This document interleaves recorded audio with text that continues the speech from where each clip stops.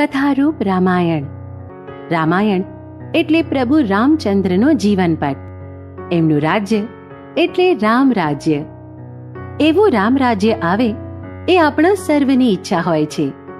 રામ રાજ્ય એટલે એક સુખી, સમાધાન ભર્યું રાજ, જ્યાં કાવા દાવા નથી હોતા, ખૂન ખરાબી નથી હોતી, એકમેકને સહાય કરતા, હળી મળી સુમાર્ગે સૌ આગળ વધતા હોય છે અને સર્વે સુખ ચેન આનંદમાં હોય એ જ રામ રાજ્ય. આવા અનેક બોધપ્રદ સંદેશ આપણને રામાયણમાંથી મળે છે.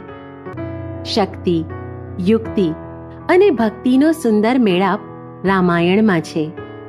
કથારૂપ રામાયણની સઘળી કથા, ગોષ્ઠી બાળ મન પર નિશ્ચિત યોગ્ય પરિણામ લાવવામાં યશસ્વી ઠરશે જ. કથા 1. વાલિયો લૂંટારો. તમસા નદીના બંને કાંઠે ઘોર જંગલ હતું. તેમાંથી એક નાનકડી કેડી પસાર થતી. ઝાડીમાંથી સંભળાતી જંગલી જનાવરોની ગર્જનાથી પ્રવાસ બિહામણો લાગતો. તેમાંથી પસાર થતા વટેમાર્ગુઓ અદ્ધશ્વાસે ચાલતા. આ ભયાનકતાનો લાભ લઈને વાલિયાએ લૂંટફાંટનો ધંધો અહીં જ શરૂ કરી દીધો. લૂંટ, મારામારી, ખૂન એને માટે સ્વાભાવિક થઈ ગયા. વાલિયાના આવા ધંધાથી લોકો એને વાલિયો લૂંટારો કહેવા લાગ્યા. વાલિયાએ પરશુની ધાકે આવતા જતા વટેમાર્ગુઓને લૂંટવાનું શરૂ કર્યું. જે સામનો કરે તેને તે યમસદન પહોંચાડે. પોતે કેટલા લોકોને માર્યા એનો હિસાબ રાખવા એ જેટલા માણસોને મારે એટલા કાંકરા એક કોઠીમાં નાખે. વાલિયો એવું માનતો કે નિર્દોષ મનુષ્યોને મારવામાં પોતાની બહાદુરી છે. તદ્દન અભણ પછી સારા સંસ્કાર ક્યાંથી મળે? અને સારા સંસ્કાર વગર સારા વિચાર પણ ક્યાંથી આવે? લોકોને મારીને એમની ચીજ વસ્તુ લઈ લે અને એમાંથી પોતાની પત્ની અને બાળકોનું ભરણ પોષણ કરે. આમ કરતા કરતા એની કોઠી કાંકરાથી ભરાઈ ગઈ. કેટલા લોકોને એણે મારી નાખ્યા હશે. પણ વાલિયાના જીવનમાં બહુ જ નજીકના ભવિષ્યમાં મોટી ક્રાંતિ થવાની હતી. તેના કુકર્મોનો સમૂળગો અંત આવવાનો હતો. વાલિયો હંમેશની જેમ જંગલમાં આવતા જતા લોકોની રાહ જોતો બેઠો હતો. એકાએક વીણાના મધુર સ્વર તેના કાને અથડાયા. આ જંગલમાં વીણા વગાડતું કોણ આવતું હશે? તેની બુદ્ધિ કંઈ ચાલી નહીં.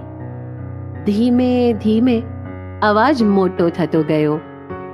વીણાના નાદની સાથે નારાયણ નારાયણ એવા મધુર શબ્દો પણ કાને પડવા લાગ્યા. ચોક્કસ કોઈ ગાયક હોવો જોઈએ. કેટલાય દિવસો પછી મીઠા શબ્દ અને સ્વર તેના કાને પડ્યા હતા. તે આનંદથી ડોલવા લાગ્યો. પણ બીજી જ ક્ષણે એ સાવધ થઈ ગયો. અરે, મારે અને ગાવાને શું સંબંધ? હું તો આ ગાયકને મારીશ અને તેની ચીજ વસ્તુ લૂંટીશ.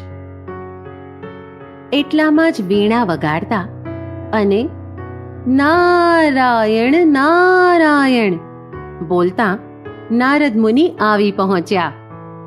અરે નારાયણ, ચાલ્યો ક્યાં? અહીંથી કોઈ આગળ જઈ શકતું નથી. હું તને મારી નાખીશ. શા માટે ભાઈ? નારદે પૂછ્યું.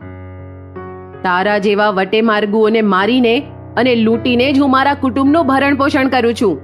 આ કોઠી જોઈ, એમાં જેટલા કાંકરા છે એટલા માણસોને મેં મારી નાખ્યા છે. સમજ્યો?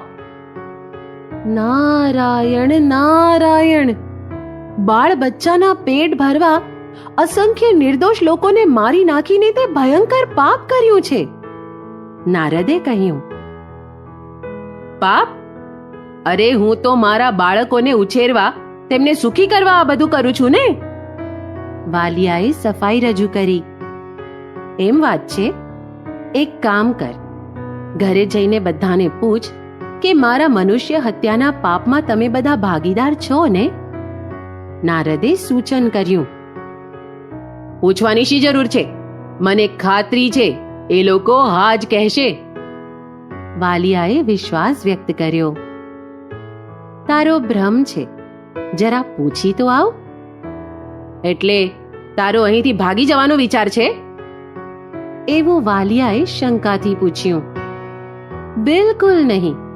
જે નારાયણનો હું જપ કરું છું ને તેના સોગંદપૂર્વક કહું છું, તું પાછો આવશે ત્યાં સુધી નારાયણ નારાયણ બોલતો હું અહીં જ ઊભો રહીશ. નારદ મુનિના કહેવા પર વાલિયાને વિશ્વાસ બેઠો. તે દોડતો દોડતો ઘરે ગયો. બાપુ, બાપુ શું લાવ્યા અમારા માટે ખાવાનું? બાળકોએ ઉત્સુકતાથી પૂછ્યું. થોભો, પહેલા મને એક પ્રશ્નનો ઉત્તર આપો.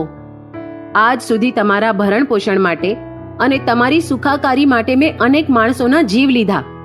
માત્ર તમારે ખાતર જ આ પાપ કરતો આવ્યો છું, તો મારા આ પાપમાં તમે બધા પણ ભાગીદાર ખરા ને?